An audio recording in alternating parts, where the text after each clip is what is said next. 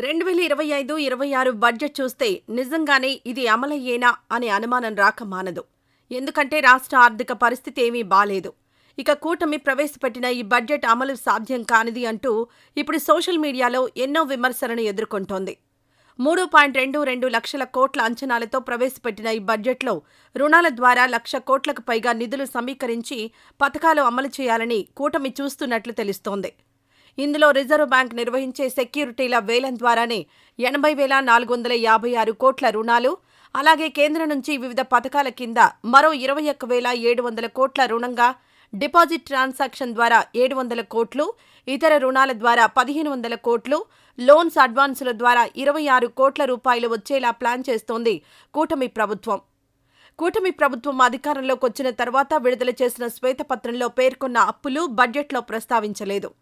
కానీ అప్పులపై చెల్లించాల్సిన వడ్డీలు, అసలు లెక్కలు మాత్రం క్లియర్గా చెప్పారు. ఈ భారీ బడ్జెట్ కోసం ఇస్తామన్న హామీలకు అవసరమయ్యే 1,00,000 కోట్లకు పైగా అప్పు చేస్తామని చెప్పడం ఇప్పుడు కొత్త చర్చకు దారితీస్తోంది. నిజానికి కూటమి అధికారంలోకి వచ్చిన ఈ 8 నెలల్లో 1.26 లక్షల కోట్లు అప్పు చేసింది కూటమి. అలాగే బడ్జెట్ ప్రసంగంలో ఇక రాష్ట్రానికి అప్పు దొరికే పరిస్థితి లేదు అని కూడా చెప్పారు. మరి ఎందుకు ఇంకా అప్పులు చేస్తున్నారు అని అడిగితే, ఇస్తామని చెప్పాం కాబట్టి అప్పు చేసైనా ఇస్తామంటూ ప్రజల మీదకే నెపాన్ని నెడుతోంది అంటున్నారు రాజకీయ విశ్లేషకులు. రాష్ట్రానికి అసలు ఎలాంటి కొత్త పెట్టుబడులు లేవు. నిరుద్యోగం పెరిగిపోయింది. అధిక ధరలతో అల్లాడుతున్నారు ప్రజలు. ఇలాంటి టైంలో కూటమి మళ్లీ కొత్తగా అప్పులు చేసి ప్రజల మీద భారీగానే భారాన్ని మోపుతోంది. అయితే పథకాల అమలు విషయానికొస్తే మాత్రం నామమాత్రంగా అమలు చేసే అవకాశం మాత్రమే కనిపిస్తోంది. అంటే లెక్కలేనన్ని రూల్స్, కండిషన్స్ అప్లై చేసే అవకాశం కనిపిస్తోంది.